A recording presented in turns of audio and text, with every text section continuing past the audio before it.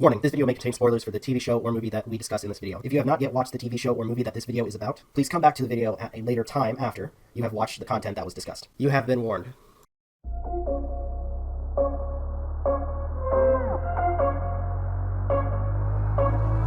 Rising with each beat of the music is bringing. We're flames in the fire that keeps burning. We're inviting the night in. Tactical nuke incoming! How's it going, everybody? This is Rob Novakast back with another video talking about Final Space.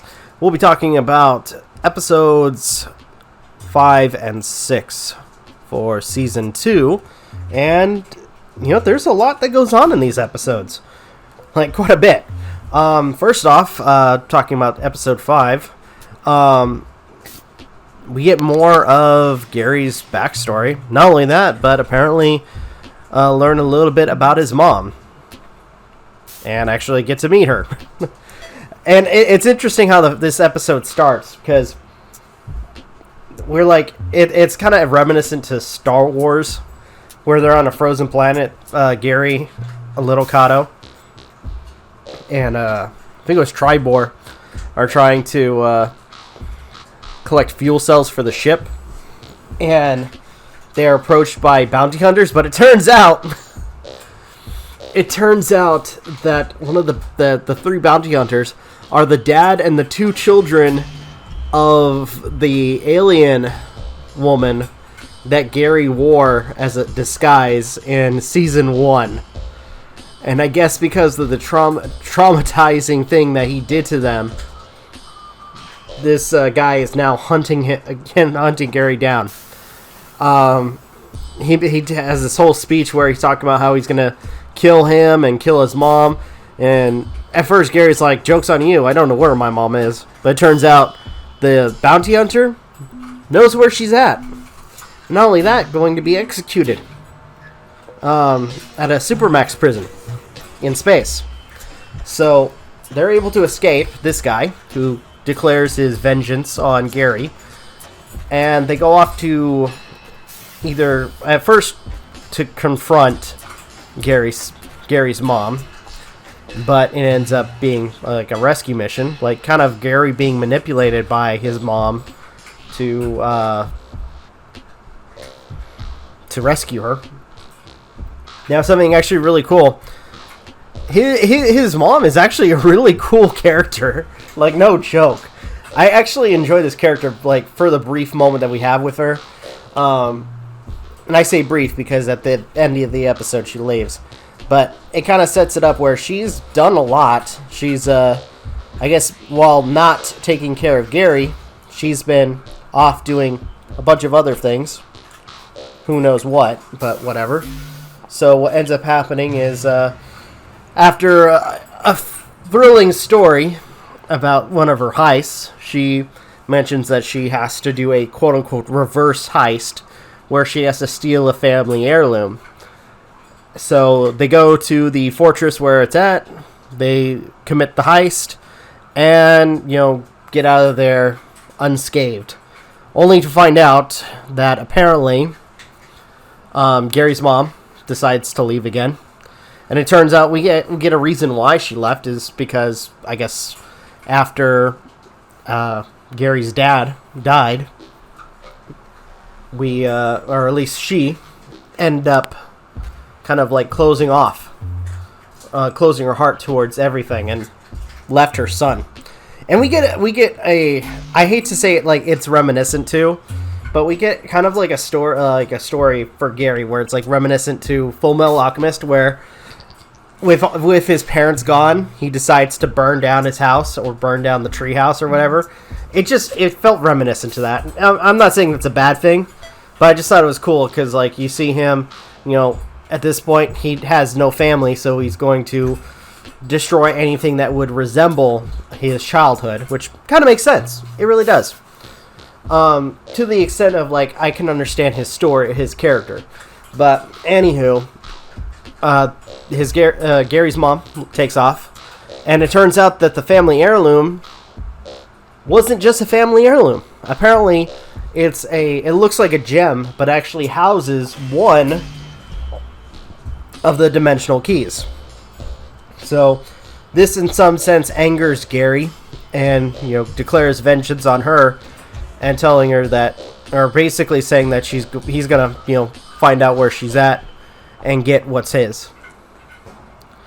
So, all in all, this was a great episode, like emotionally, because we get to see, it has its funny moments, but at the same time, it's an emotional episode, especially with us following more of Gary's backstory. We also had this really crazy thing like going on with this episode too. I should mention where apparently Mooncake develops an eating disorder, and it's more towards, I guess, him feeling neglected.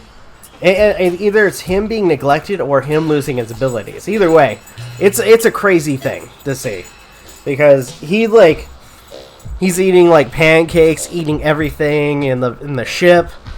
Almost eats. Actually, no, he did eat him. Eats Fox while they're trying to do an intervention, which I gotta say, my immediate reaction was like, oh my god, I can't believe this is happening. Where Fox is like being eaten, and he's like, he's eating me, and then just like gets slurped up. It was so crazy. And then we have a moment where like friggin' after they are able to figure out the source of the problem, Mooncake just projectile vomits everything out of him, which was, it's disgusting, but at the same time, it was funny. So all in all, this was episode 5 itself was actually really, really freaking good, and I enjoyed it. Now, moving on to episode 6, this one was actually a little bit more interesting. Now, I should probably mention that, like, for the past couple of episodes, like, the titles of the episodes, the last one released, episode 5, being the Notorious Miss Goodspeed. Episode 6 was the Arachnotex. And with episode 6, Gary mentions to everyone that apparently he's been hearing a lot of weird noises from Mooncake, or at least something's been going on with Mooncake, so they try to figure out. Gary, his first assumption is it might be puberty, but it turns out that's not the case after Gary gives him the talk. And some mystical being or force then grabs Mooncake and proceeds to push it through the ship and kidnap him. And it turns out with the help of Bolo, who appears to them once again, that apparently it's something called the Arachnotex, who that took Mooncake. And now their goal is to try to find Mooncake, and as well as, with, again, the help of Bolo, unlock one of the dimensional keys. Now, I have to applaud some of the comedy with this, because it's actually really funny. Especially in one scene where they're trying to save Mooncake, and kind of like reminiscent to the first episode where they're trying to be on that race. Gary's trying to get Ash to use her abilities, and he's kind of failing at it. So what ends up happening is they end up trying to find something to make Ash angry, and they start talking about proms, which I thought was really hilarious. It actually comes back later in the episode, where they're going around trying to find a bunch of, like, somebody to unlock one of the dimensional keys, but they have no success. Except when Clarence mentions, oh wait, I got a family member who may know how to do this. So, in some regard, they go to this family member who almost eats the key, helps them unlock it, with the help of Ash, who they piss her off about prom, and with her ability, she's able to unlock a dimension between, their dimension and the Arachnotex. And turns out there's a reason why the Arachnotex kidnapped Mooncake. After some confrontation as well as flashbacks, turns out the Arachnotechs were a being, or a group of beings that helped weave reality into shape, and they also created the Titans. And apparently, after, creating most of the universe, a being called Invictus shows up, corrupts the Titans, and tries to destroy everything that they've created. But with the help of Bolo, they're able to trap Invictus as well as the rest of the Titans in final space. So, how? And the question now is, why is Mooncake involved in this? Well, apparently, as it's described, and it's actually kind of cool how they set the...